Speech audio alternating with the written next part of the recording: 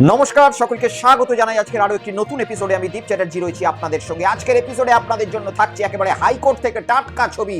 মমতা বন্দ্যোপাধ্যায়, রাজ্যের প্রাক্তন মুখ্যমন্ত্রী মমতা বন্দ্যোপাধ্যায় পৌঁছে গিয়েছিলেন হাইকোর্টে। একেবারে কালো কোট পরে, তার যে ওকালতির ডিগ্রি রয়েছে সেই ওকালতির ডিগ্রি নিয়ে তিনি পৌঁছে গিয়েছিলেন হাইকোর্টে। কি কি হলো হাইকোর্টে আমি আপনাদেরকে সমস্ত কিছু আজকে এই এপিসোডে দেখাবো। সাথে সাথে এই এপিসোডে আমি আপনাদেরকে নিয়ে যাব অগ্নিমিত্রা পালের কাছে, কারণ অগ্নিমিত্রা পালের বক্তব্য আমি দুদিন আগে এই আমার শোতেই শুনিয়েছিলাম। আবার আপনাদেরকে শোনাতে বাধ্য হচ্ছি, তার কারণ অগ্নিমিত্রা পালের বক্তব্যে বেশ কিছু নতুন তথ্য উঠে এসেছে।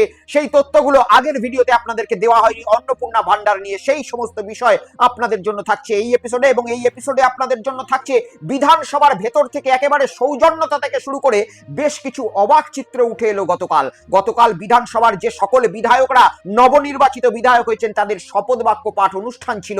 আর সেই অনুষ্ঠানে কিছু সৌজন্যতার ছবির সাথে সাথে বেশ কিছু হাস্যকর ছবিও উঠে এলো, যেটা আগামী দিনে এই পশ্চিমবঙ্গের বিধানসভার যে ভবিষ্যৎ রয়েছে বা রাজনীতির যে ভবিষ্যৎ রয়েছে সেই ভবিষ্যতের জন্য কিন্তু যথেষ্ট চিন্তা। এবং শেষে আমরা যাব সেই নিট কেলেঙ্কারি। আপনারা সকলেই জানেন যে 22 লক্ষ যে ছাত্রছাত্রী রয়েছে তাদের ইতিমধ্যেই ভবিষ্যৎ অন্ধকারে চলে গিয়েছে। নিট পরীক্ষার প্রশ্নপত্র ফাঁস হয়ে গিয়েছে। পুলিশ তদন্তে নেমেছিল, সিবিআই তদন্তে নেমেছিল, কাকে গ্রেপ্তার করেছে আপনারা দেখলে অবাক হয়ে যাবেন।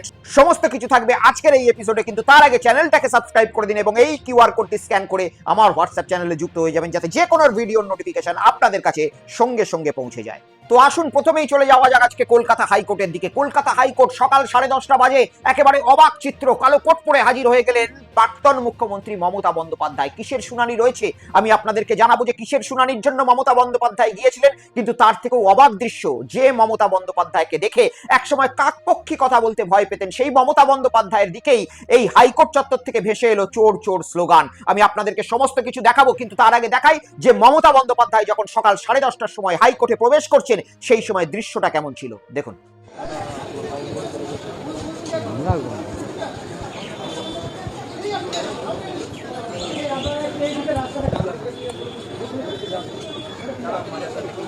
এই মুহূর্তে একেবারে দেখতে পাচ্ছে মমতা বন্দ্যোপাধ্যায় একেবারে হাইকোর্টে।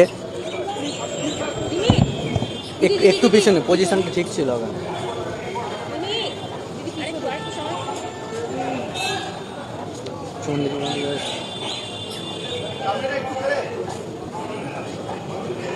দাদা ক্যামেরা নিয়ে যাবো না, ওখান থেকে পজিশনটা ভালো আছে।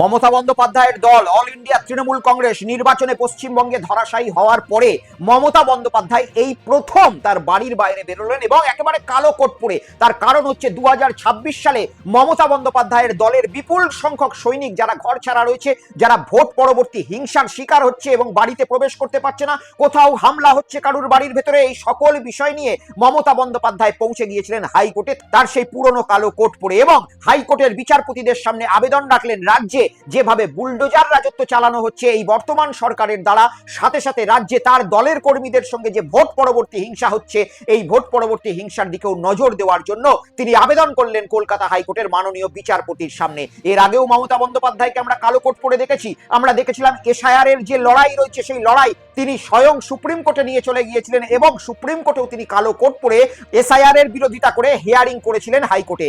আর আজকেও আমরা দেখলাম কলকাতা হাইকোর্টে মমতা বন্দ্যোপাধ্যায়। কিন্তু সেদিনের মমতা বন্দ্যোপাধ্যায় আর আজকের মমতা বন্দ্যোপাধ্যায়ের মধ্যে কিন্তু একটা পার্থক্য দেখা গেল। সেদিন মমতা বন্দ্যোপাধ্যায় যখন কালো কোট পরে সুপ্রিম কোর্টের ভিতরে প্রবেশ করছিলেন, সমস্ত মিডিয়া তার পেছনে দৌড়াচ্ছিল এবং সেদিন মমতা বন্দ্যোপাধ্যায়কে সকলে বাঘের তকমা দেওয়ার চেষ্টা করছিল। কিন্তু আজ তার হাত থেকে ক্ষমতা চলে গিয়েছে, রাজপাট চলে গিয়েছে। আজ তিনি একজন সাধারণ নাগরিক এবং সাধারণ মানুষে পরিণত হয়েছে। আর মানুষের হাত থেকে ক্ষমতা চলে গেলে কোনো মানুষই যে তাকে ভয় করে না বা সম্মান করে না সেটা বোঝা গেল মমতা বন্দ্যোপাধ্যায়কে দেখে আদালত চত্বরে কলকাতা হাইকোর্টের সামনে। তাকে দেখে অদ্ভুতভাবে এই প্রথম উঠল চোর চোর স্লোগান আদালত চত্বরে। দেখুন। চোর চোর চোর চোর চোর চোর চোর চোর চোর চোর চোর চোর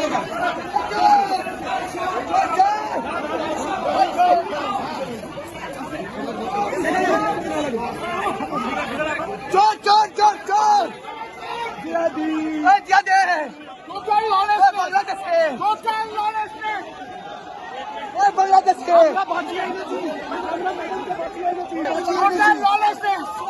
আমরা ম্যাডামকে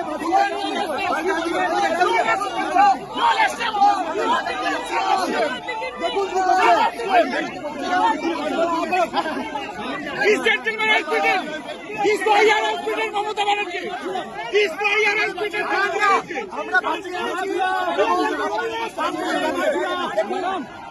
গত 15 বছরে এই দৃশ্য কাকপক্ষিতেও কল্পনা করতে পারেনি, কিন্তু আজ হাতে ক্ষমতা নেই। আর হাতে ক্ষমতা না থাকলে কোনো মানুষই যে কোনো মানুষকে সম্মান বা ভয় করে না, সেটা আমরা খুব ভালো মতনই জানি। এবং তার জন্যই মমতা বন্দ্যোপাধ্যায়ের হয়তো আজ বাড়ি থেকে বেরিয়ে প্রথম মনে হচ্ছে যে ক্ষমতা চলে গেলে কতটা অসহায় হতে হয়। আর মমতা বন্দ্যোপাধ্যায়কে দেখে যারা চোর চোর স্লোগান বলছেন তাদেরকেও আমি বলবো যে এগুলো কিন্তু রাজনীতিতে একেবারেই কম্য নয়। কারণ বিভিন্ন তৃণমূল কংগ্রেসের ছোটখাটো নেতাকে আপনারা দৌড় করান কি চোর চোর স্লোগান দিন, সে বিষয়ে বাংলার মানুষের হয়তো কোনো রকম আপত্তি থাকতে পারে না, কিন্তু মমতা বন্দ্যোপাধ্যায় তিনি তো রাজ্যের প্রাক্তন মুখ্যমন্ত্রী, তিনি একসময় এই রাজ্যের দায়িত্ব পালন করেছেন 15 বছর ধরে। এবং শুধু তাই নয়, তিনি একজন গোটা ভারতবর্ষের অন্যতম সিনিয়র পলিটিশিয়ান, এবং এই সিনিয়র পলিটিশিয়ান একজন মহিলা, তার সাথে সাথেও তার বয়স হয়তো 72-এর উপরে। তাই আপনারা অভিষেক বন্দ্যোপাধ্যায় যিনি ইয়াং ব্লাড তাকে দেখে বলতে পারেন চোর চোর, কিন্তু মমতা বন্দ্যোপাধ্যায় নারী একজন এবং তার 72 বছর উপরে বয়স, এবং সেই মানুষটাকে দেখে অন্তত কিছুটা সম্মান দেওয়া উচিত। এটা আমি মনে করি যারা বলছেন এই ধরনের কথা তাদের সঙ্গে আমি একমত হতে পারছি না। কিন্তু আবার এটাও ঠিক যে বিরোধী আসনে বসা এটা কিন্তু এতটা সহজ নয়। তার কারণ যখন বিরোধী আসনে বিজেপি ছিল তখন বিজেপির শুভেন্দু অধিকারী থেকে শুরু করে বিভিন্ন বিজেপির যারা নেতা রয়েছে তারা যেখানেই গিয়েছে এই ঠিক চোর চোর স্লোগানটি শুনে এসেছে এবং জয় বাংলা স্লোগানটি শুনে এসেছে। তাদেরকে বহু তৃণমূল কংগ্রেসের কর্মী এইভাবেই তারা করেছিল। আজ হয়তো বিজেপি ক্ষমতায় এসেছে এবং তৃণমূল কংগ্রেস বিরোধী দলে গেছে, এবং তৃণমূল কংগ্রেস ঠিক এতদিন ভাবে যেভাবে বিজেপির কর্মীদেরকে দৌড় করিয়েছে তারা হয়তো তার বদলা এইভাবেই নেওয়ার চেষ্টা করছে। কিন্তু রাজনীতিতে এই অসৌজন্যতাটা আস্তে আস্তে মনে হয় ভারতবর্ষ থেকে বিলীন হয়ে যাওয়া দরকার। রাজনীতিতে একটা সৌজন্যতা থাকা দরকার, এবং বিশেষ করে যারা এত বড় সিনিয়র লিডার, যাদের একটা গোটা বিশ্বব্যাপী নাম রয়েছে, তাদের দেখে কিছুটা অন্তত সম্মান দেওয়া উচিত। কারণ এই দৃশ্য গোটা ভারতবর্ষে তথা গোটা বিশ্বে ছড়িয়ে যাচ্ছে। আসুন এরপরে আমরা একটু যাই নারী ও শিশু কল্যাণ দপ্তরের দিকে, কারণ সেখানকার মন্ত্রী হয়েছেন অগ্নিমিত্রা পাল, এবং অগ্নিমিত্রা পালের দুদিন আগে একটি বক্তব্য আমি আপনাদেরকে শুনিয়েছিলাম, এবং সেখানে অন্নপূর্ণা ভান্ডারের ব্যাপারে অগ্নিমিত্রা পাল সকলকে বার্তা দিয়েছিলেন যে চিন্তার কোনো বিষয় নেই, যারাই লক্ষ্মীর ভান্ডার পাচ্ছে তারাই অন্নপূর্ণা ভান্ডার পাবে।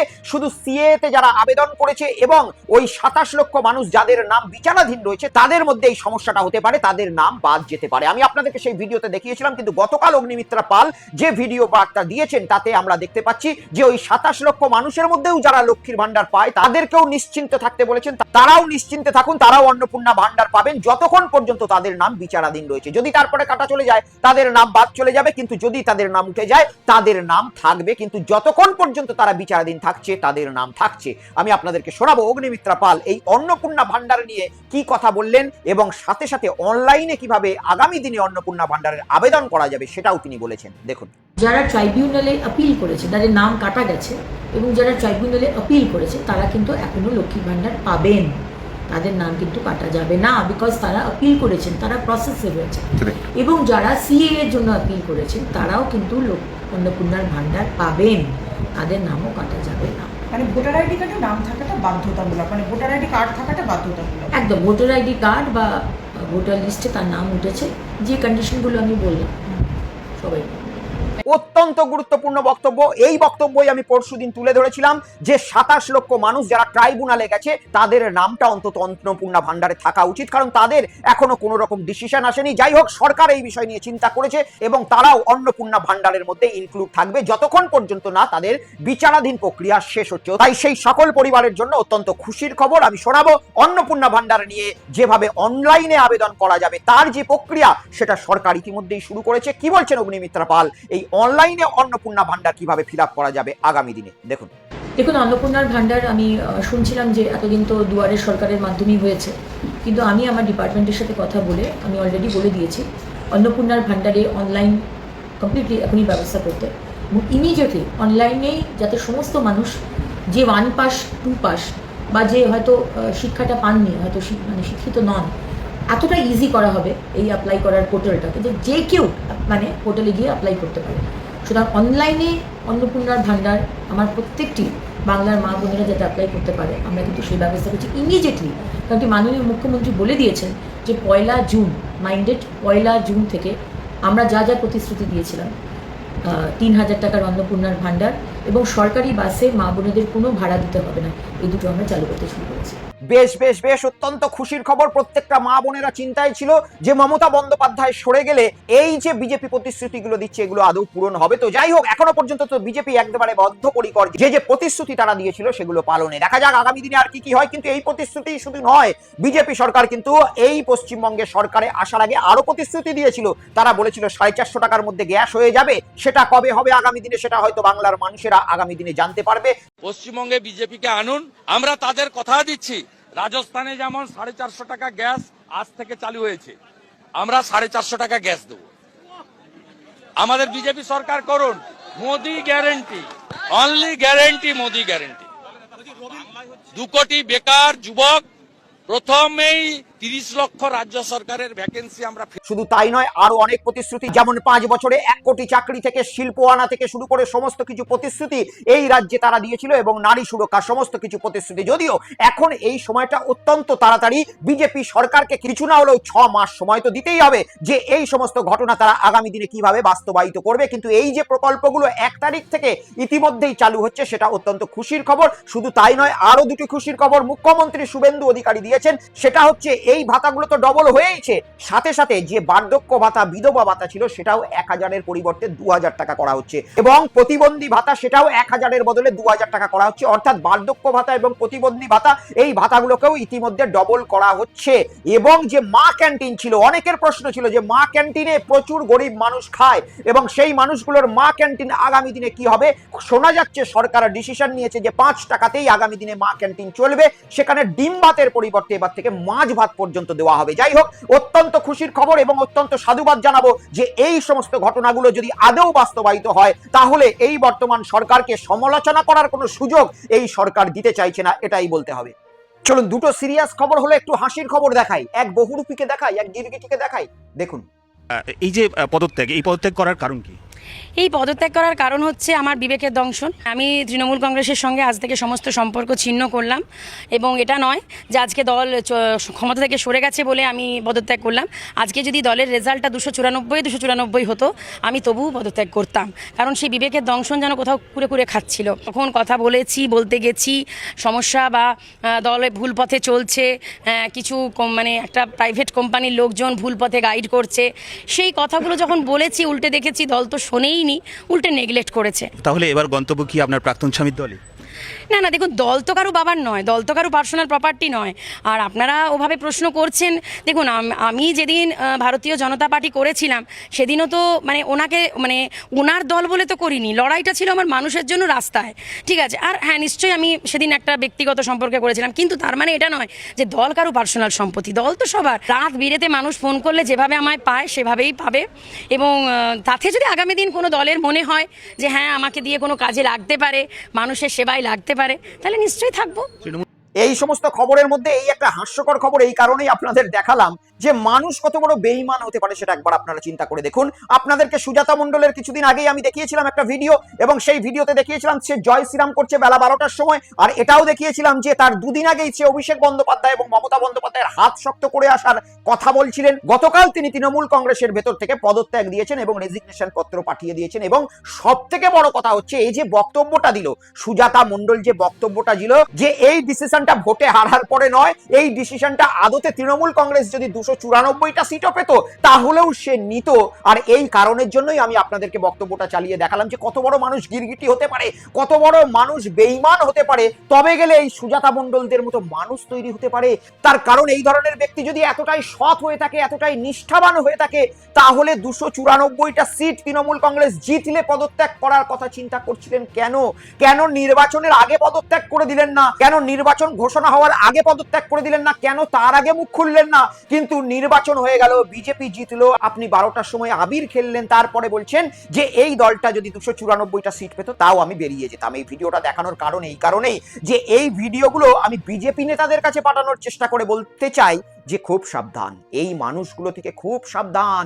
এই মানুষগুলোই 15 বছরের যে দুর্গে পরিণত হওয়া তৃণমূল কংগ্রেস দলটাকে ভেতর থেকে খোকলা করে দিয়েছে। কারণ এই মানুষগুলোর জন্য পুরনো দিনের কর্মীগুলো বঞ্চিত ছিল। আর মমতা বন্দ্যোপাধ্যায়, অভিষেক বন্দ্যোপাধ্যায়ের যে টিম রয়েছে তারা এমন কি ফ্যাক্ট ফাইন্ড করতো যে এই মানুষগুলোকে টিকিট দিয়ে তার দলকে পরিপূর্ণতায় ভরাতো, আর পুরনো দিনের কর্মীগুলো বাজারে যেত সাইকেল নিয়ে এবং টিভির পর্দায় দিদিকে দেখেই নিজের জীবনটা কাটিয়ে দিয়ে চলে এলো। কোনো মিটিং মিছিলে পর্যন্ত এই মানুষগুলো তাদেরকে ডাকতো না। তাই এই সুজাতা মণ্ডল অতি অবশ্যই আগামী দিনে বিজেপি যাওয়ার চেষ্টা করছে। আর বিজেপিতে গেলে এই সমস্ত লোকগুলো এই দলটার পরিণতিটাও সেটাই করবে। তাই এই ভিডিওটা দেখি আমি বিজেপি নেতাদেরকে বলছি খুব সাবধান, এই সমস্ত মানুষদের থেকে সাবধান। আপনারা পাকাপোক্ত শত্রু যে রয়েছে, মমতা বন্দ্যোপাধ্যায় আপনাদের সব থেকে বড় শত্রু, সেই মানুষকে আপনাদের শিবিরে বসান, সে ওপেন আপনাদের সঙ্গে বিরোধিতা করে এসেছে। কিন্তু এই মানুষগুলো থেকে সাবধান। এই মানুষগুলো যেভাবে তৃণমূল কংগ্রেসকে শেষ করেছে ঠিক সেভাবে বিজেপিকেও শেষ করার দায়িত্ব নেবে, আমি গ্যারেন্টি দিয়ে বলতে পারি। চলুন আপনাদেরকে বিধানসভার ভেতরে নিয়ে যাই। গতকাল বিধানসভায় বিধায়কদের শপথ বাক্য পাঠ অনুষ্ঠান ছিল। আর এই বিধানসভায় কিছু অদ্ভুত চিত্র উঠে এলো, যেখানে একাধিক জায়গায় কর্মীরা মারামারি করে যাচ্ছে, ঘর ছাড়া হয়ে যাচ্ছে। সেখানে সেই দলের একে অপরের বিধায়কেরা কি সুন্দর হাসাহাসি সৌজন্যতা বর্তাচ্ছে বিধানসভার ভেতরে, দেখুন। চলে আসবে মদনদা, যে কোনো মুহূর্তে আমাদের সঙ্গে চলে আসবে, চিন্তা নেই।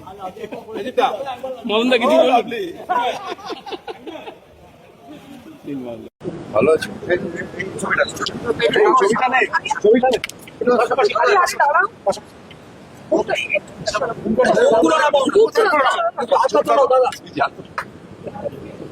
কি সুন্দর দৃশ্য। আর এই দৃশ্যটা যদি গোটা রাজ্য জুড়ে কর্মীদের মধ্যে হতো তাহলে হয়তো এই রাজ্যটা সত্যি সোনার বাংলায় পরিণত হয়ে যেত। আজকে 2021 সালেই বলুন ঘর ছাড়া বহু বিজেপি কর্মী, আবার 2026 সালে ঘর ছাড়া বহু তৃণমূল কংগ্রেস কর্মী। কিন্তু যাদেরকে সামনে রেখে কর্মীরা লড়াই করে সেই কর্মীদের নেতারা বিধানসভায় এত সুন্দর সৌজন্যতা দেখাচ্ছে, তাহলে এলাকায় কেন কর্মীরা নিজেদের মধ্যে মারামারি করে মরে, এটা আমার আজ পর্যন্ত বোধগম্য হলো না। আর এই দৃশ্য সত্যিই খুব ভালো এবং উদাহরণ দেখানোর মতো। কি সুন্দর দেখুন, ববি হাকিম কিছুদিন আগেই আপনারা জানেন যে এই হুমায়ুন কবিরকে দল থেকে বের করে দিয়েছিল, নানা রকম কথা বলেছিল। আজ হুমায়ুন কবির এবং ববি হাকিম কোলাকুলি করছে। মদন মিত্র এবং অর্জুন সিং এর কি ধরনের সাপে নেউলে সম্পর্ক আমরা ভোটের সময় দেখেছি, আজকে সেই অর্জুন সিং বলছে মদন মিত্র আগামী দিনে বিজেপিতেও চলে যেতে পারে। এই ধরনের দৃশ্য বিধানসভা থেকে উঠে এলো গতকাল। শুধু এই ধরনের দৃশ্যও নয়, আরো অবাক করা দুটো দৃশ্য উঠে এলো, যেখানে বিজেপির রেখা পাত্র এবং তৃণমূল কংগ্রেসের বাইরন বিশ্বাস দুজনাই শপথ বাক্য পাঠ করতে গিয়ে কাল ঘাম ছুটিয়ে ফেললো, দেখুন।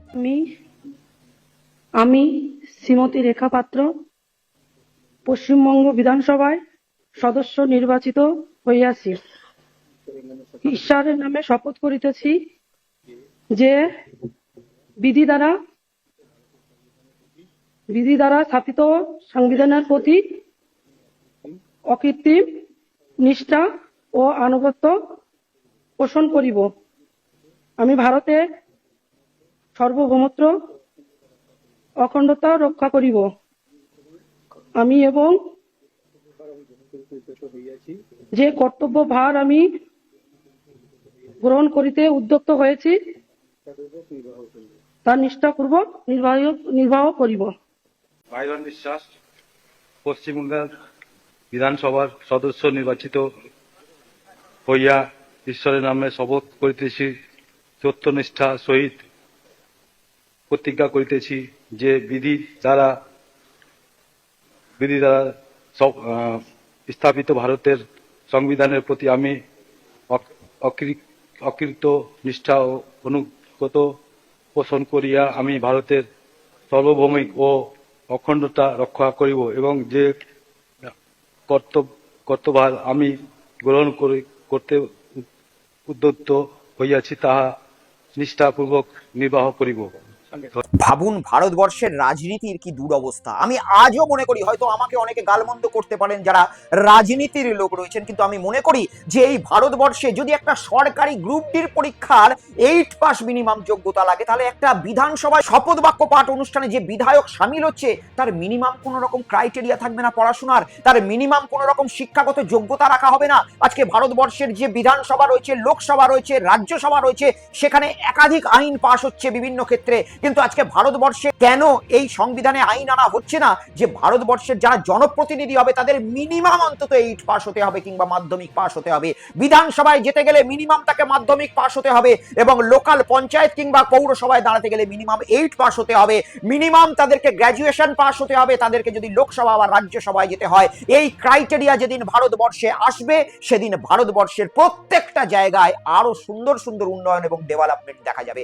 একটা বিধায়ক যে এত মানুষের জনপ্রতিনিধি, সে প্রকাশ্যে টেলিভিশনের মাধ্যমে যখন শপথ বাক্য পাঠে অনুষ্ঠান গ্রহণে অংশগ্রহণ করছে, তখন তার জনতা, কেউ হয়তো তার জনতার মধ্যে ডাক্তার রয়েছে, কেউ হয়তো আইপিএস রয়েছে, কেউ হয়তো আইএএস রয়েছে, তারা দেখছে তার বিধানসভার প্রতিনিধি শপথ বাক্যটা পাঠ করতে পারছে না, বাংলায় উচ্চারণ পর্যন্ত ঠিক মতো করতে পারছে না। এটা কিন্তু ভারতবর্ষের রাজনীতিকে আরো পিছনের দিকে নিয়ে যাচ্ছে।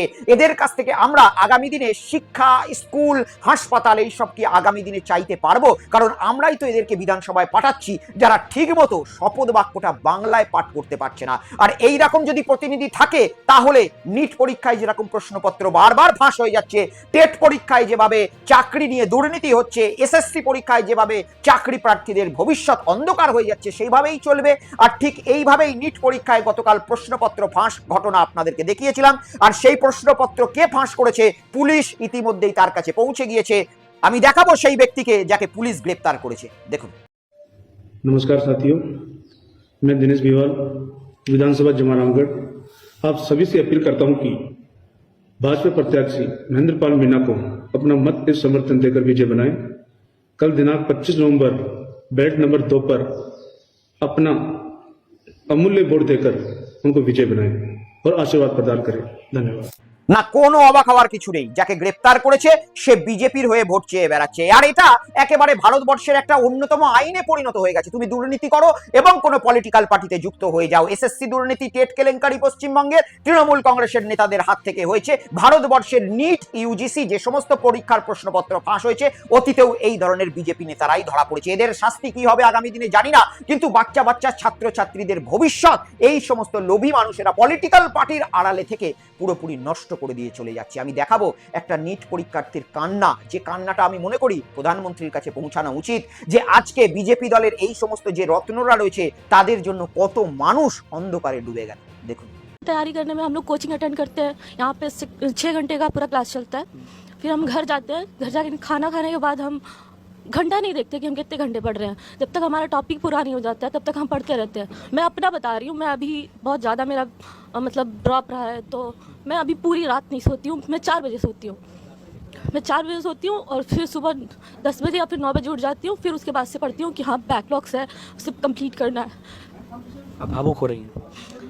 हाँ, क्योंकि